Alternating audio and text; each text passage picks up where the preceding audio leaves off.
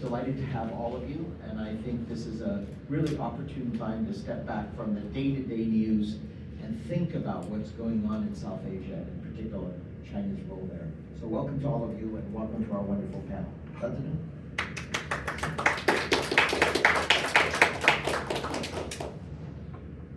Hello. Great. Well, thank you for having me. And It's on. oh, it's on. Well, first of all, thank you for having me.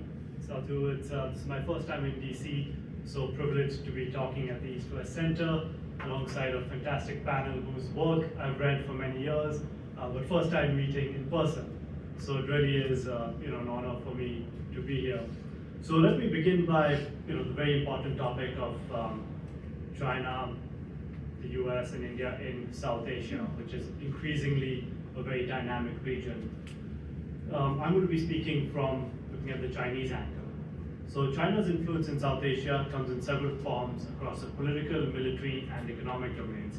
Today, I'm going to focus on the military angle, with looking at China's military diplomacy in the region over the past year, as this is an instrumental avenue for influence, which when taken together with the other activities across the other domains, presents serious implications for regional security.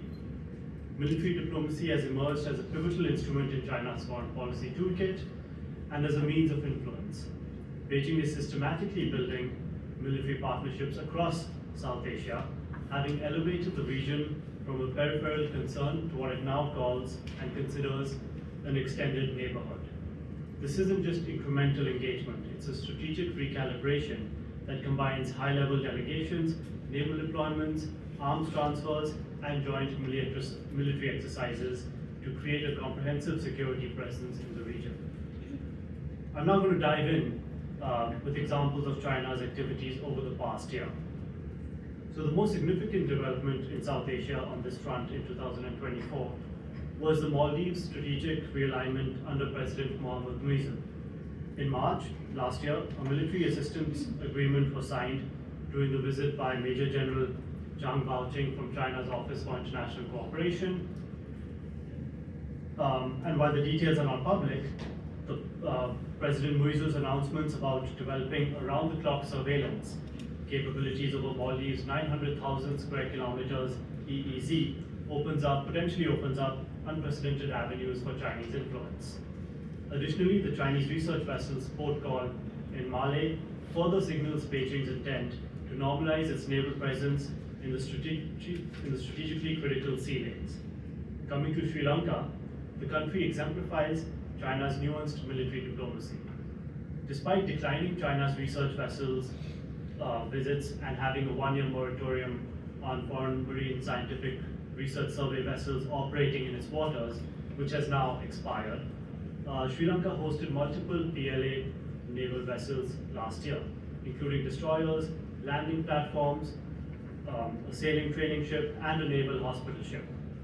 In Nepal, after subdued relations during the pandemic, China is systematically rebuilding military ties.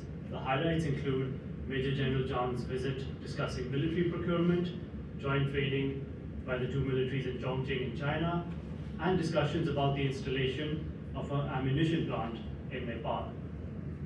In Bangladesh, the political transition in 2024 provided unique opportunities for China.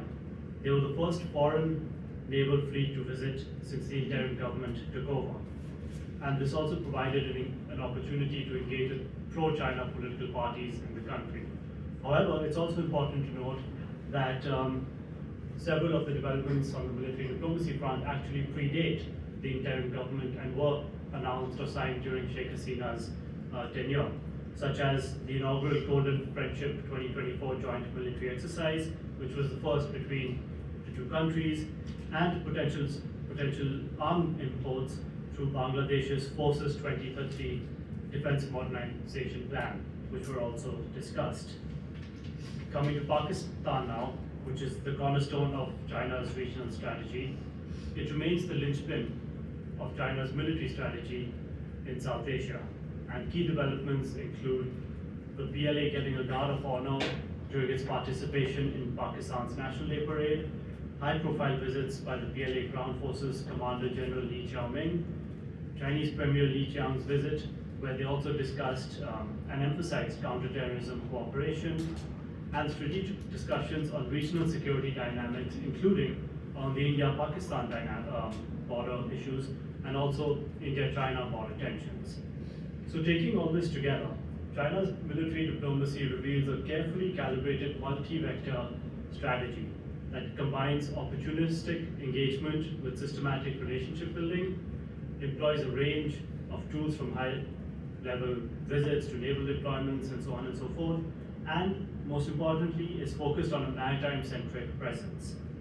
These developments carry significant implications for regional security, as China now engages militarily with India's neighborhood on all sides. It has a growing ability to shape the security perceptions of the regional countries, and if successful, could potentially lead to a long-term transformation of the South Asian security architecture to better shape the environment to their benefit. China's military diplomacy strategy in South Asia is not just about building individual relationships, it's about constructing a comprehensive regional security framework that positions Beijing as a critical strategic actor in the region. Finally, before I end, I believe that these developments are a process of what has been for many years laying the ground for a Chinese aircraft carrier group to enter the region in the future. There is already the view that the Chinese aircraft carrier can enter the Indian Ocean, but they don't have the capabilities yet for a full strike group, which includes many more naval vessels and a lot more coordination. And there is a belief that they will do so by 2030, which now is only 5 years away. And while this would certainly be a symbolic decision when this happens and not if, there is a possibility that they will be docking in South Asia, perhaps in Sri Lanka, perhaps Maldives, and Pakistan. This will completely change the dynamics of the region, as it would result in China having a near permanent presence in the Indian Ocean, have an outsized influence on regional stability, and provide another Chinese link with South Asia. So ultimately, Chinese military diplomacy is one of the integral vectors and facets of how China engages the region. And this has only been increasing over the past years, deepening partnerships with those countries where they've already had partnerships, building new partnerships, or rebuilding, like in Nepal, and also increasing the level of high-level visits, which is an important indication to see how China views South Asia militarily. Thank you for your time, and I look forward to hearing everyone's views.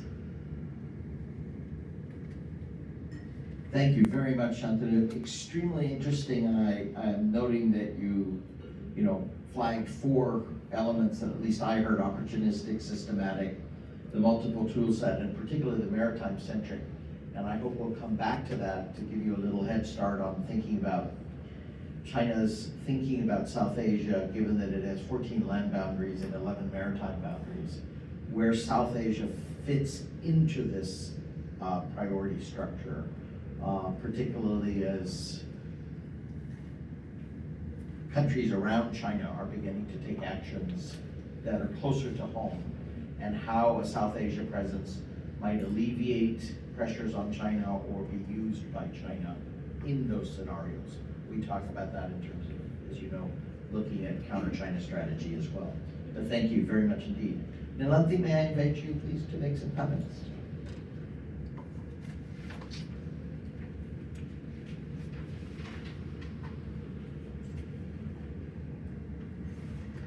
Good morning.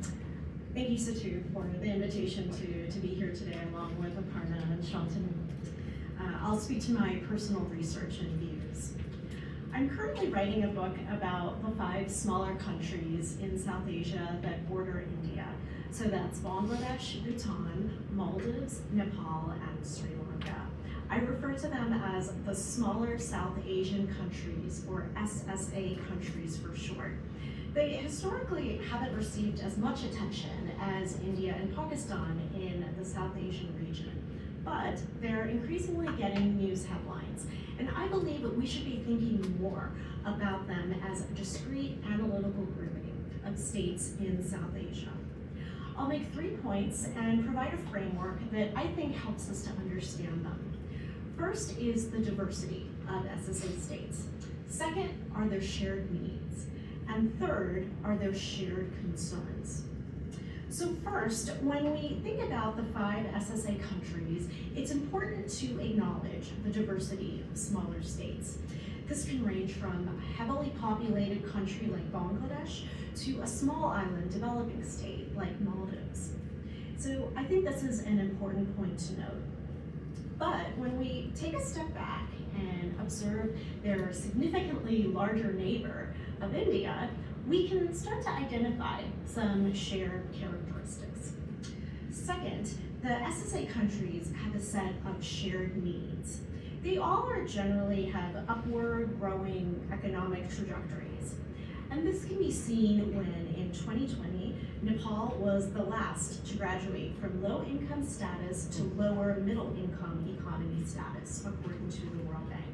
And Maldives is the exception, as it was already at upper middle income status.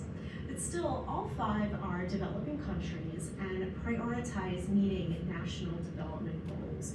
And this can often be seen through connectivity projects like seaports and airports and roads. So this economic objective ties them all together. And from this standpoint, we can see similar patterns, such as their receptivity to foreign investment and financing from as many partners as possible. These can be national, bilateral partners, as well as from institutions. But sometimes this means financing from China, which has been controversial due to this era of big power competition. And we've all heard the debt trap narratives about China and financing. In addition to economic development needs, SSA countries have other needs, like in the context of maritime security challenges and capacity building needs for their maritime services. A lot of times, there are challenges that go beyond state-based conceptions of security and are seen as mostly non-traditional security issues, such as illegal fishing, narcotics trafficking, and natural disasters. To address these threats, smaller states will often depend on large powers.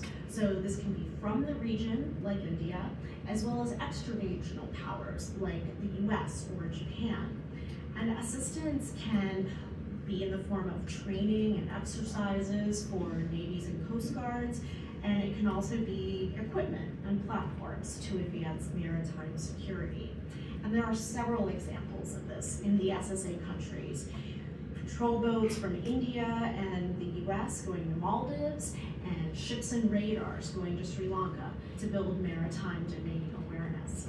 China has provided significant military sales to Bangladesh across the services, as Shantanu mentioned. And then specifically in the maritime realm, the US provides maritime security platforms to Bangladesh and Sri Lanka in the form of retired US Coast Guard cutters.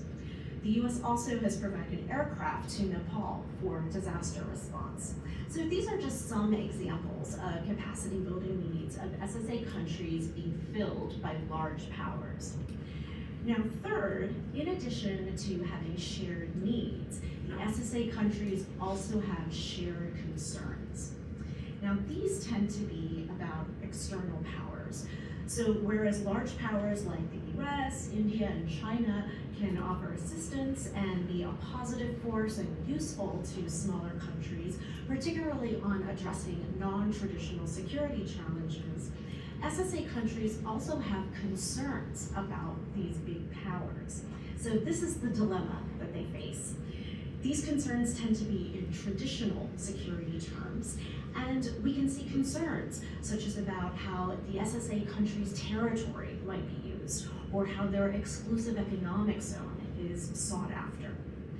Smaller states in general also need to monitor the rivalries that are taking place between major powers, and their goal is essentially to try not to get caught up in between them. So to this point in the South Asian region, all 5 SSA countries have asymmetric power relationships with India.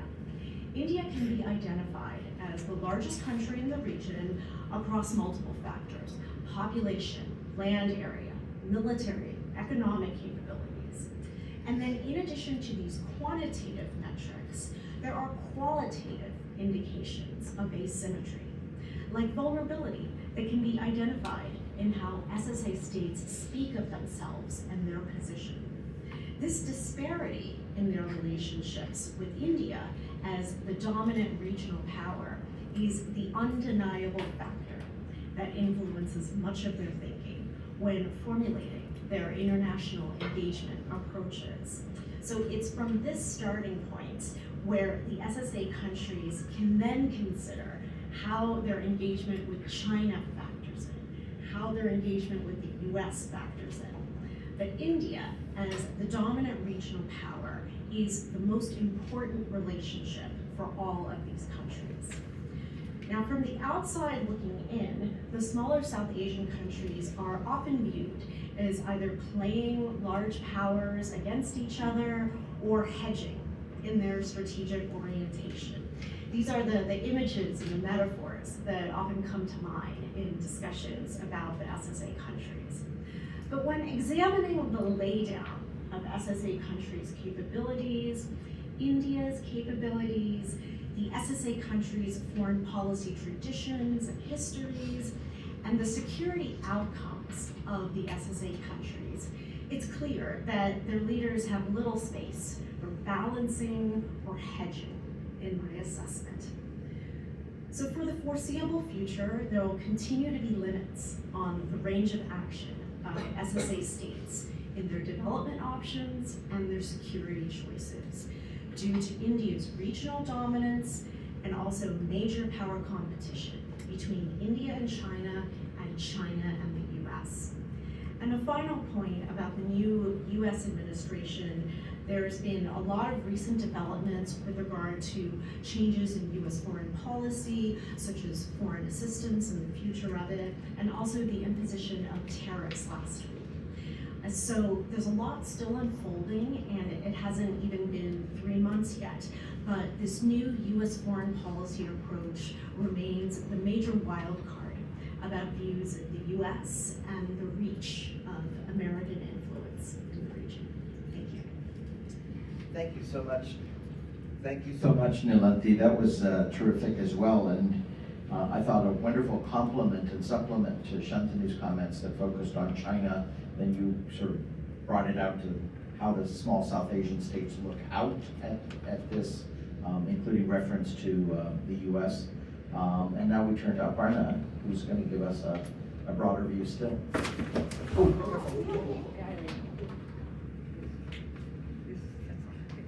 Okay. Right. Please, Aparna. Thanks. Morning. I'd like to start by thanking East West Center, Satu, for the invitation, and wonderful to be with Nilanthi, and nice to meet Shantanu. Nilanthi sort of, towards the conclusion of his talks, she sort of came to India and gave me a great segue to start my talk. And the way I'd like to start it is, sort of there's a lot of talk in this city and in many other capitals about India being a, future great power or a global power. But at the end of the day, for India, what is most important is its region, and that's South Asia.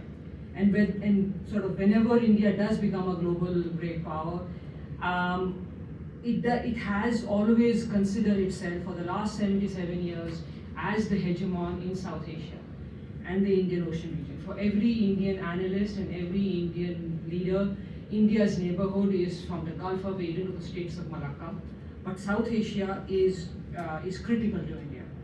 Geography has played a significant role, emphasizes and defines the importance of India's land and sea borders for Indian leaders throughout history.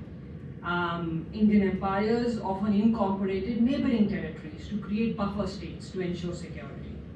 Modern India inherited the idea that geographical neighbors are critical to a state's security against invasion, irredentism, and disintegration. So for the makers and implementers of India's foreign policy, the subcontinent is one entity. The states neighboring India are critical to India's security, and India's immediate area, as I mentioned, extends from the Middle East to Southeast Asia. So for every Indian government, security has meant ensuring the subcontinent remains stable and peaceful. South Asia is at the top of the list of priorities for every government, irrespective of political party or ideology. As a post-colonial state, territorial integrity and unity are critical for India. So India seeks the first circle in its immediate neighborhood to comprise friendly states and remains averse to any outside power aligning with India's neighbors or neighboring states working in collusion with outside powers at India's expense. Neighbors are also important for India's internal security, as they can either support Delhi or provide safe havens to anti-India insurgents. So India's security and economic interests depend on neighbors that are stable economically and politically and do not allow their territories to be used by any power that is antagonistic to India, for example, China. Of all India's immediate neighbors, the only one which has historically maintained an adversarial relationship with India is Pakistan, the consequence of the 1947 partition. Most Indians of every ideological hue will state that partition should not have occurred and the subcontinent would have been better if there was a diverse, united India. And ideally, India would like friendly relations with all countries in its neighborhood, but would settle for a working, non-hostile relationship with Pakistan and a close friendship with all the others. However, even though the makers, every Indian Prime Minister has focused on the neighborhood for the last 77 years, 77 years later, India's relations with its neighbors aren't it's not every one of them is willing to recognize India as the leading power or the dominant power in the subcontinent. Some part of it has to do with national identity. Each one of these countries fears being subsumed by an overarching Indian civilizational one. India is also the largest, the most populous country in South Asia. It has the largest economy, the biggest armed forces, and that at some level threatens some neighbors and overwhelms others. Also, some part of the strained relationship with India's immediate periphery is an impact of almost 200 years of British colonial rule and the legacy left behind. At independence, India inherited these, you can call them imperial fault lines, and they've impacted India's relationship with every neighbor. It is the only country that shares land borders or sea borders with all members of the South Asian region. With Pakistan, India has a dispute over Kashmir, also over demarcation of the maritime border at Sir Creek. The two countries also share the water of the Indus Basin, and the treaty has lasted to date, even though both appear to be seeking a revision of a treaty. With Nepal, there's a disagreement over the exact contours of the border signed based on the 19th century treaty between the Kingdom of Nepal and the British Raj, and that keeps coming to the surface periodically depending on whether India's relationship with Nepal is good or it's problematic. India and Bangladesh have the relationship between India and each one of its neighbors alternates between a party with which India has good relations, and then the other party comes to power, the relationship is not as good. And so periodically the relationship with Bangladesh is up, and sometimes it's not good as it is currently. Though the countries have resolved the land border, there's a very strong economic and security partnership. The same challenge that India has with Nepal, with Sri Lanka, with Maldives, it also has with Bangladesh. In the case of, even Myanmar is a neighbor of India. And while the borders are clearly demarcated, there is shared affinity of tribes across the northeast and in Myanmar. Illegal migration, insurgent groups. Nilanthi touched on some of the issues with Sri Lanka and Maldives.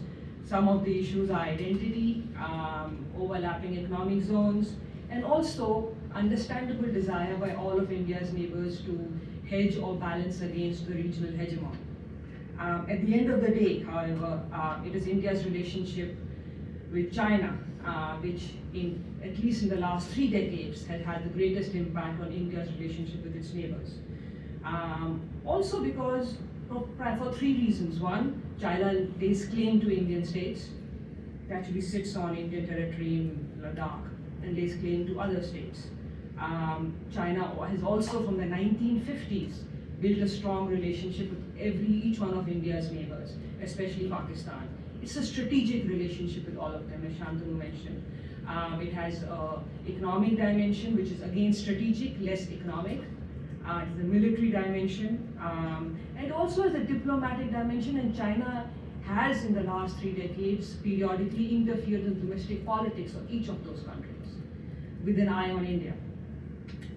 India's challenge very often is India is the region's big brother, and every neighbor has border disagreements.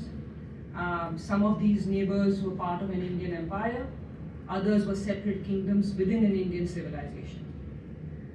So India shares ethno-linguistic similarities, and while those help in building a relationship with the neighbors, that also creates border disputes, and also means that just as India plays a role in each country's domestic politics, and their domestic politics plays a role in Indian domestic politics. And both of these impact the relationship on the foreign and security policy level. And so, and when you have an outside power, India didn't have this challenge historically during the Cold War because the Soviet Union rarely interfered in South Asia, and while the United States had a good relationship with Pakistan, at the end of the day, the US still viewed India as the preeminent power in South Asia. It's not the same today. China does not view India as the hegemon in the region. China also sees South Asia and the Indian Ocean region as part of China's sphere of influence. And so there's a India has to deal with this. Now, each one of India's neighbors has sought to balance India with the United States, with China. Each one of them is concerned about the big brother, not just overwhelming them in population or economy, but national identity. The Indian identity overwhelming the Nepalese, the Sri Lankan, the Bangladeshi, the Pakistani identity is a bigger fear for a number of these countries. As I said, the ethno-linguistic similarities, domestic politics have an impact on both. And as is often the case, it is easy to fuel resentment and fear, especially when we live in a world of populism and nationalism and social media. Domination and the fear of domination by India among its neighbors, and the fear that these neighbors don't respect or don't keep India's interests in mind. Yet, concerns of India's smaller neighbors notwithstanding, all of India's neighbors actually, India has never pursued a hegemonic or expansionist policy. India has actually tried to use soft power, developmental assistance. If you look at all the doctrines by successive Indian leaders, they've all been centered on South Asia. And so developmental assistance, economic diplomacy is the way India has tried to build relations with all neighbors. Pakistan is an exception for different reasons. Trade concessions, concessional loans, lines of credit. When any of these countries has a crisis, Maldives in 2019, Maldives in 2024, Sri Lanka in 2022, Bangladesh, it is India which has helped them at the IMF, the World Bank. It isn't China. And so at the end of the day, it was India which in April 2022 gave $4 billion in fuel and food aid to Sri Lanka. And the challenge India has faced is that historically India has not been as proactive in delivering on what it promised. So India promised infrastructure projects, developmental assistance, but it took too long for India to deliver. And so these countries understandably looked at other options. At the end of the day, and before I conclude, managing a sphere of influence is not only a function of telling others what to do, it is being able to expend resources that denies space to your competitors. India gives $1.6 billion annually in aid, the majority of which goes to South Asia. However, it is nothing compared to what China is willing to give, and China has the ability to give. However, India's desire to be the major power in South Asia has not always been successful because it could not step in with economic aid or military aid whenever its neighbors required. Finally, because India is the largest country in South Asia and shares its borders, it plays a larger-than-life role in the politics of its neighbors, and its ability to manage emotive issues is a mixed bag and often depends as much upon the leaders in those countries adopting a more strategic vision. India's challenge is that it needs to grow economically, to have resources not only for its own people and its security interests, but to give aid and assistance to its neighbors. It has to do this at the same time as having to contend with a challenge from an immediate neighbor, China, against whom India has to protect its land and sea borders and its sphere of influence. I'll stop there. Thank you. Thank you very much, Aparna. That was superb in bringing India on the table here, because we had China, the view from sort of the small South Asian states, and then India as the sort of neighborhood regional prime power. I want to go to Q&A, but I want to make one observation and then raise two questions and then go straight to the floor. You don't have to answer those questions. I want to put them on the table so that you can think about them as we gather other comments and questions from the floor. The one thing that struck me, you had three quite different presentations with slightly different foci, which is just perfect for this complement on India, China, and US influence in South Asia. But the two themes I heard, or I picked up, were sort of the different asymmetries that attend to each of the players playing in this region, and to the, in fact, the South Asian states. So the small South Asian states are obviously asymmetrical vis-a-vis the three countries, but they're quite asymmetrical to each other, too. And despite the shared elements, the asymmetry of this is a region most important to India and slightly distant from China, but a place it can play. And also the issue of how much PRC wants to play, even as it has a strategic element and not just an incremental, but a very dedicated effort in this role. The other theme I picked up was about the space to navigate, and I was very taken with Nilanthi's comment about small South Asian states having less room to navigate. What we've seen in the internationalization of great power politics in Southeast Asia is that Southeast Asian countries have been given a lot of room to navigate. So I was very intrigued by your assessment that South Asian states have less room to navigate, and I'd love to know a little bit more about that. India also has limited room to navigate because of PRC and because of the asymmetry with PRC on the ability.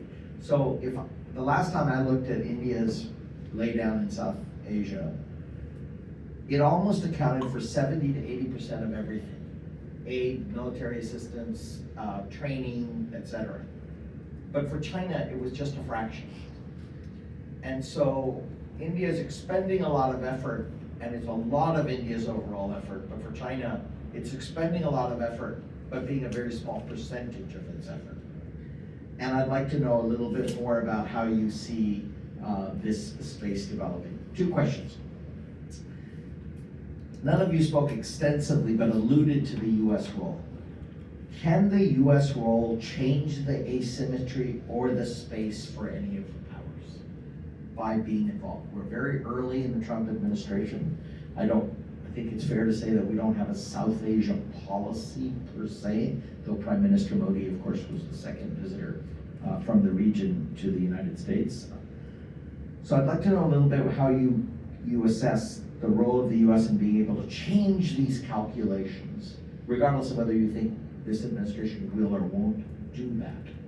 And the second question I have for all of you is, the Sino-India relationship in that region is increasingly active because of India moving east and China moving to South Asia. What, if any, Is it only competition? Because Aparna said that since 1950, China has had a strategic relationship, even when Sino-Indian relations were brotherly, so-called brotherly relations.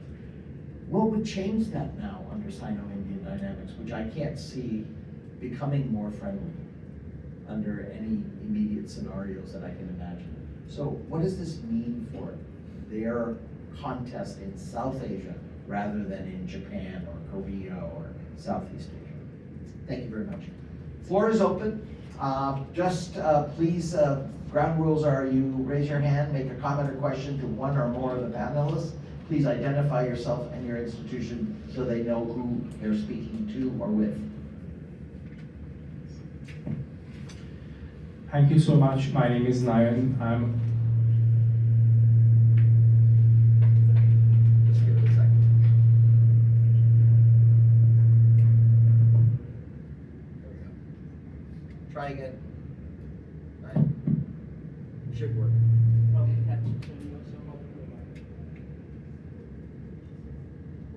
Okay, try now. Zoe's giving us a thumbs up. Try now. Hi. Can you hear me? Yeah. All right. My name is Nayan. I'm a fellow with the Asia Pacific Foundation of Canada. I'm also a journalist. I have a couple of questions. One for Shantanu and one for Ms. Samaranayake. For Shantanu, in your opinion, what are the Chinese strategic objectives in the region? As we all know, South China Sea and East China Sea are their primary theaters. What exactly is China trying to achieve in the Indian Ocean region through steps you already laid out, port visits and other activities? Second, for Ms. Samaranayake, you mentioned that they have little space. Smaller states have little space for hedging in the region. So there's a narrative that comes across less in the research space, but more in the journalism space about India losing the region or India winning the region with updates. If Modi goes to Sri Lanka, or India is winning that South Asia, or if Maldives has some, improving the relations with India or not, then India's losing. So what do you think about this narrative, this constant narrative about winning and losing? And it's very popular in the region and beyond. So what do you make of that? Given what you mentioned about that they have limited space in terms of hedging as well. Is India winning, or is China losing, or the other way around? Thank you. Thanks so much for your question. Let's take those for now, and then we'll come back to the floor. Shantanu, why don't you lead us off? Sure.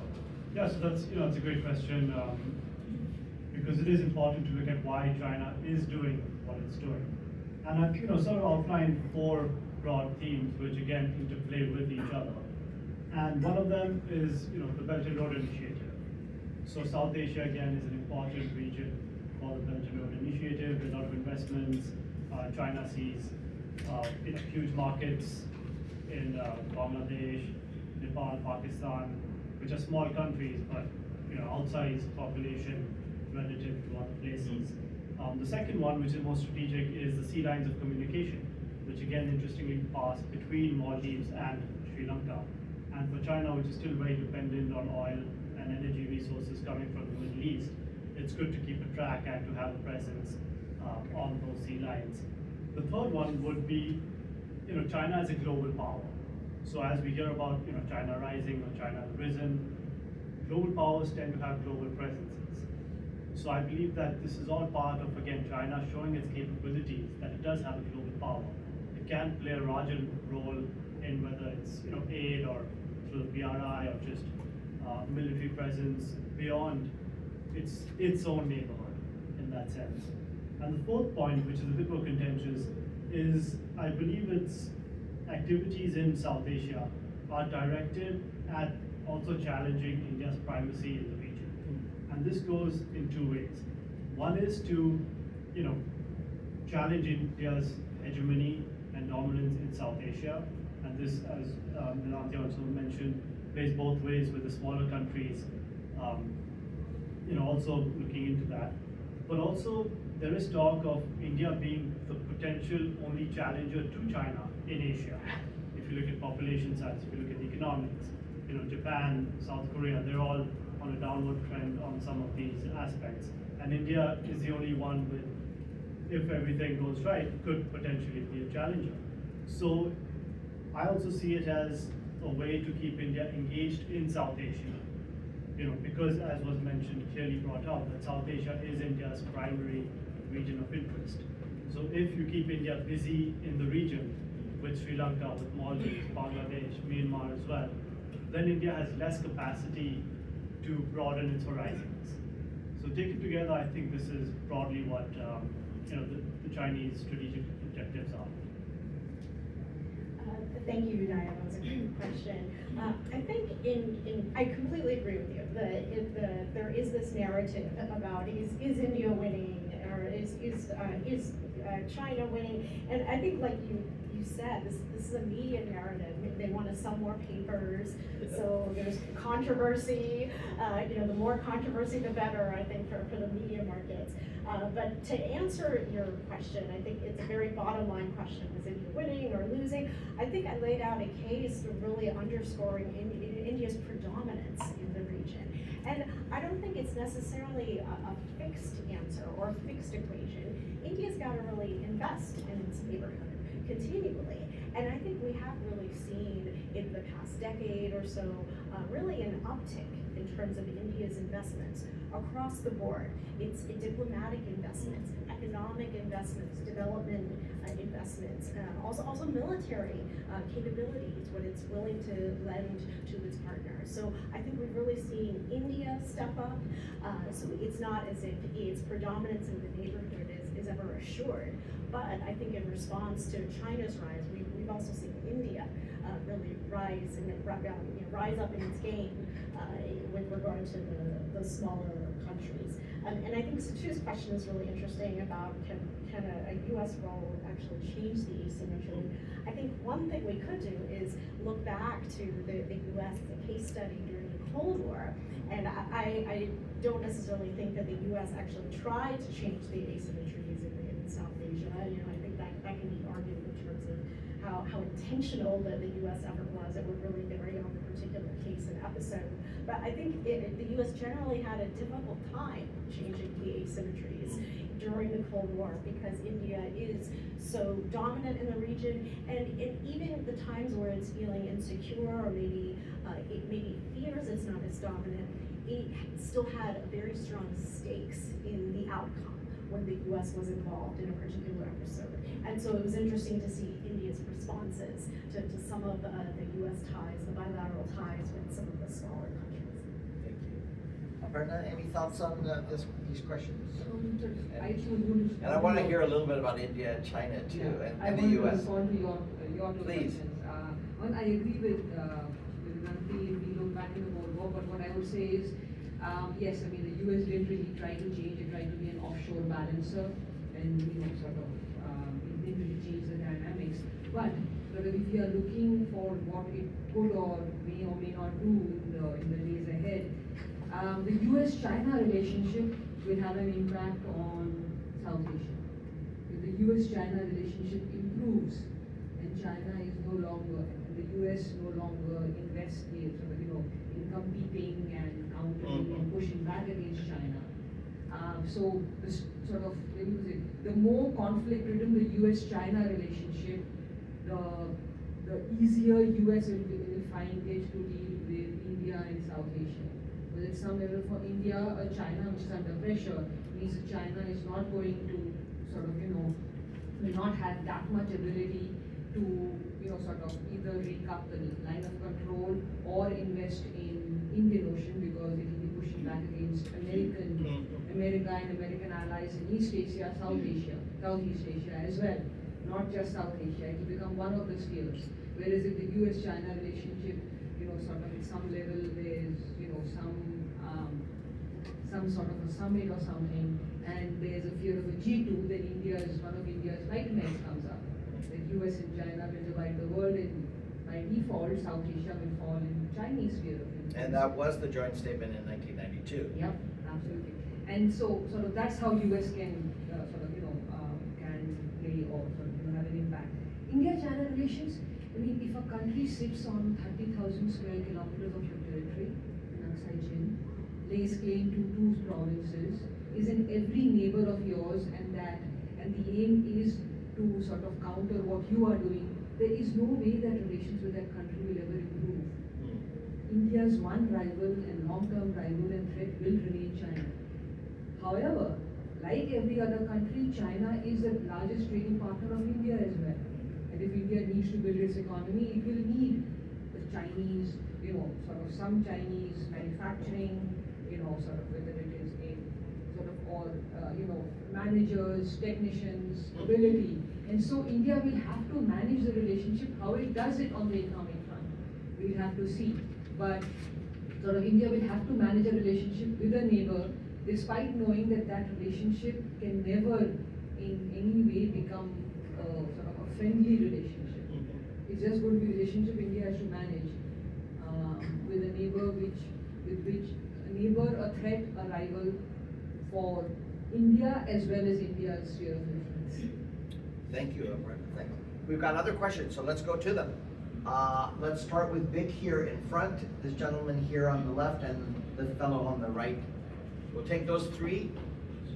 So let's, we've got about, let's see, about 10 minutes, so let's move through these. Please, Vic. Yeah, thanks, Satu. So Rich, Adjunct Fellow at CSIS. So I have a question for Nilanthi. So you, in your remarks, you mentioned about the asymmetrical relationship between India and SSA country, and so then the engagement between them and China. So I wonder whether that the SSA country reach out to China to kind of counterbalance India, or did China see the opportunities and jumped in? That's the first part. And after a few years, like a period of engagement with China, are they still concerned more about India than China? Thanks. So kind of, Vic, if I understood your question, is who's wooing who? Is SSAs wooing Beijing, or is Beijing yes. wooing Yes. SSAs? Yeah. Thank you. Please, sir. Hello, my name is Adjunct. I'm from AEI. So, Dr. Pande, you mentioned that India didn't really pursue an explicitly military hegemonic strategy towards South Asia.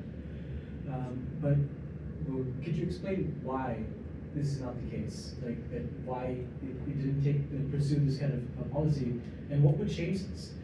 What would change India's calculations to really impose military hegemony in the region? And do SSA states have enough trust in China to serve as a source of hedging? Like, do SSA states fear that there's going to be another Armenia-Russia situation? You said AEI, but may I ask, is it American Energy Institute or American Enterprise? Enterprise Institute. Thank you. Just wanted, in this town, there are lots of acronyms, just wanted to clarify. Thank you so much for your question, sir. Sir, in the back there. Are there any more in the back? I just want to get for the next round. So, Okay, please, sir. so one of the conflicted areas is Chagos Islands. I know it's been a big crisis. British obviously have colonized. That's the last colonized island, and Diego Garcia is a big, U.S. Army in there. And India has been trying to work with Mauritius on that level. What do you see in that level? I mean, because America was colonized as well one day. I mean, made friend as best friend. So what is it that U.S. can do to actually help? Because that area is too close, even though it's in Mauritius sovereignty, but it's too close to the islands, Maldives, India. What can be done over there to change? Thank you very much. Yeah, that was one of my questions too. Is Diego Garcia more important in the context of this struggle? Please, who'd like to start? Sure. Yes, thank you for your question. It's really interesting because I think in terms of that there is definitely an asymmetry between each of the 5 SSA countries with India.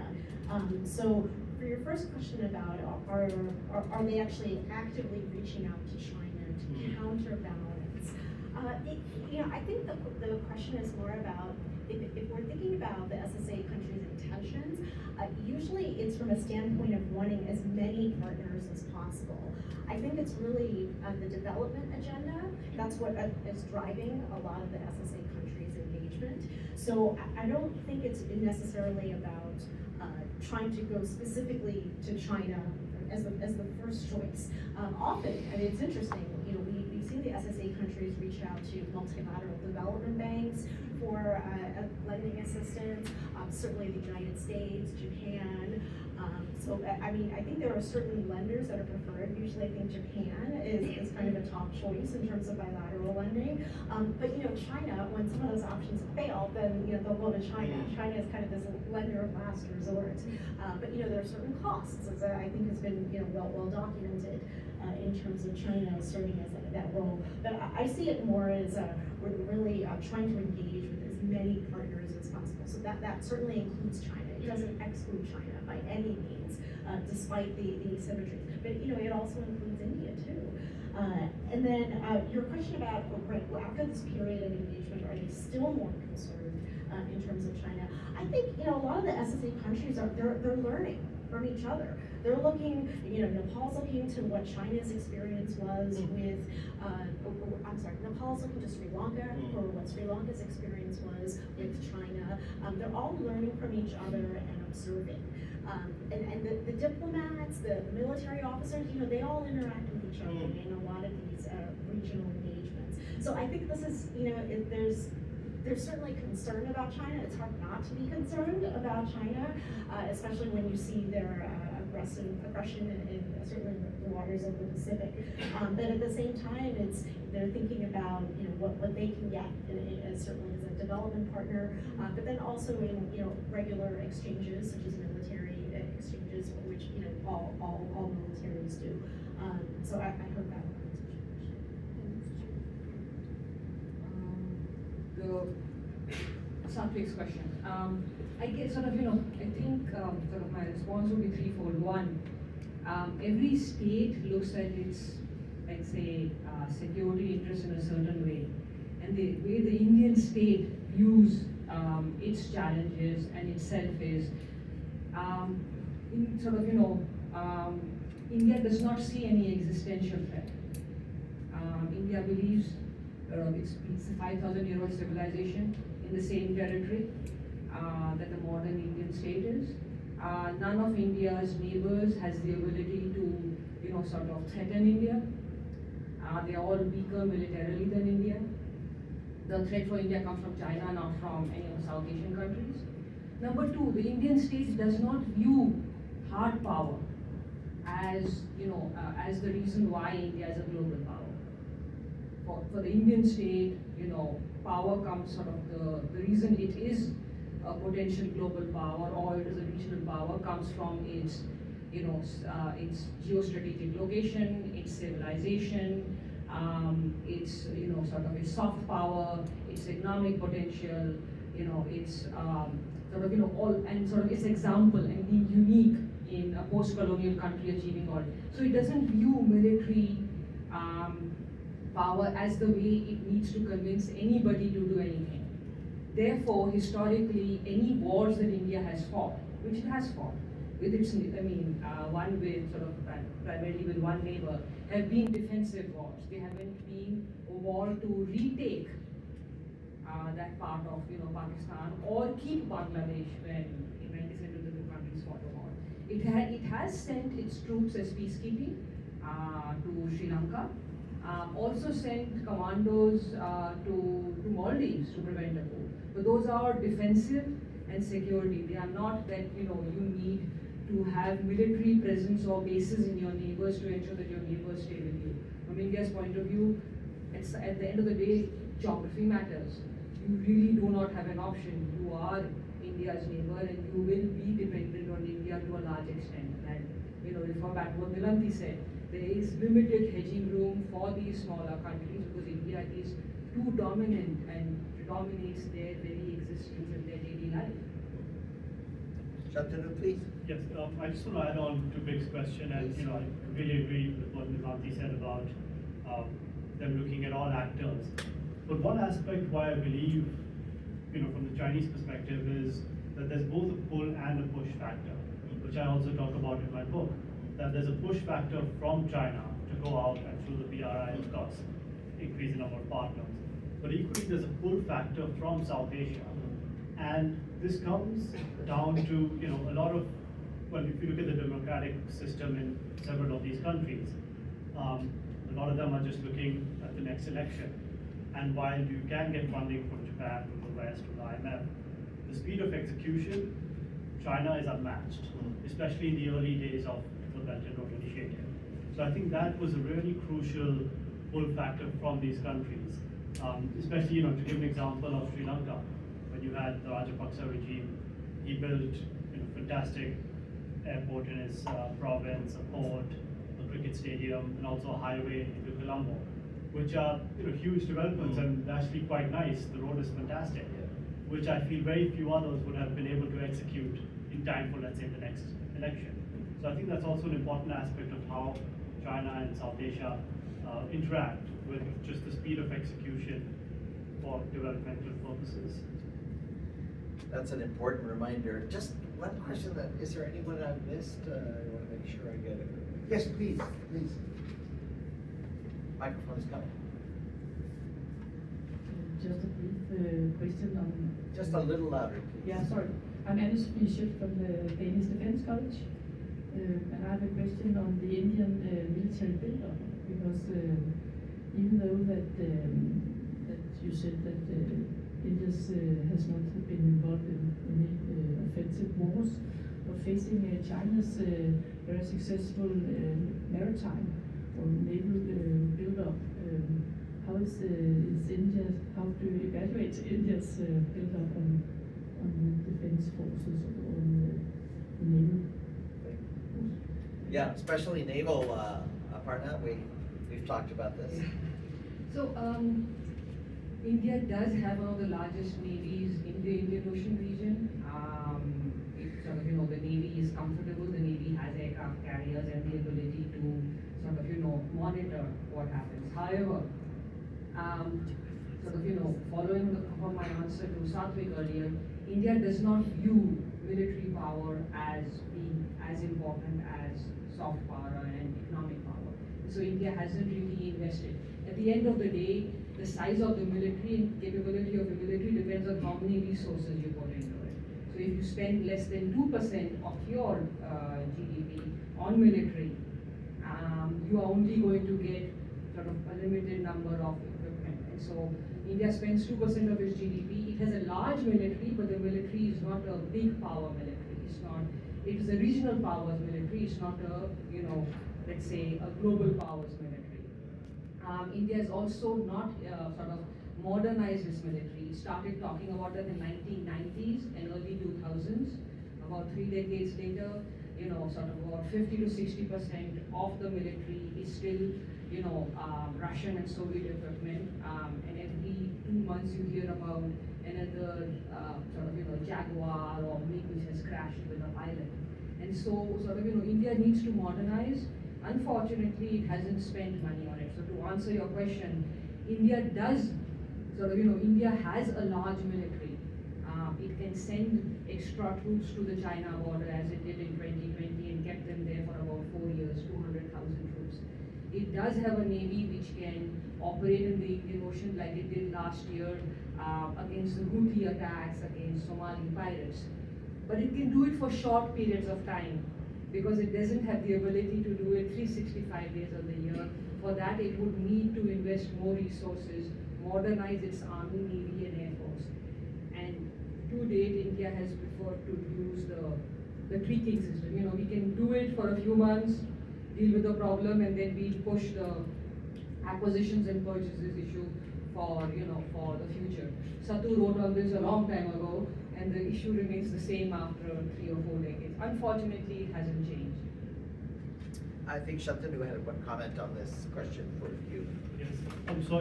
To add on, if you look at the debates in India on this front, defense procurement is a very long process, and that also underscores a lot of what Aparna said.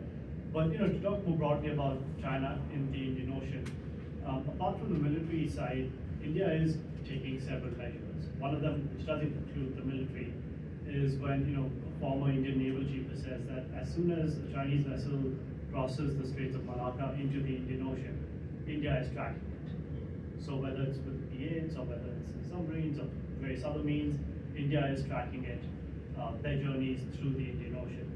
The second one is that India has made it clear diplomatically that all the research vessels that come into the Indian Ocean and dock in South Asia, that they're not, for the purpose they state they are for, which is underwater research.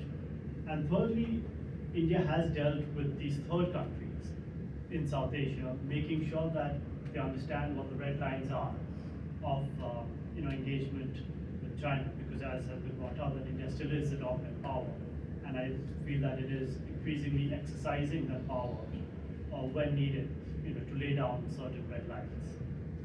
Thank you, sir. Well, that does come to the end of our time for this seminar on India, China, the U.S. In South Asia, and to my mind, it's been an absolutely terrific one, thanks to the expertise and the great gifts of our presenters today. Dr. Shantanu Roy-Chaudhury, congratulations on your new book. If you haven't gotten it from Routledge Press, get online and get it. Nilanthi, we're waiting for her book, soon to be out on small states of South Asia. I'm really looking forward to that contribution. And I know Aparna's book is soon to be out on India. So lots of reading to do, folks, and be involved in that. And I'm also thinking that maybe we need to get these three together to think about how the US, China, India triangle bears on the supply side into South Asia, and how South Asian demand side meets that supply, and how that can be navigated in the years ahead, especially as we move through this administration. So maybe we can talk about that. Let's come back to that. I also want to invite you, because I am a salesman, to get online and sign up for our newsletter, our social media, etc., to keep in touch with our publications, our events, our fellowships, and other opportunities to engage with the East West Center. And to invite you at 3 o'clock today in this very same room, right, Zoe? Yes. Our wonderful Zoe Weaver, who manages all our events, social media, newsletters, programs. She does so many things, I can't list them all. At 3 o'clock today, we have a wonderful program on U.S.-Vietnam relations. As many of you will know, this is the 30th anniversary of the U.S.-Vietnam relationship. And a couple of things happened over the last few days with tariffs on Vietnam. And that too is a U.S.-China-Vietnam triangle, which is very interesting. We have our own former fellow here, Big Tran, speaking, former ambassador to Vietnam from the United States, our good colleague and collaborator and partner, Ambassador Ted Osi is coming, and Dr. Hai, who's currently a Fulbright fellow at the American University here in Washington, speaking this afternoon from 3 to 4. With that, would you please join me in thanking this wonderful panel?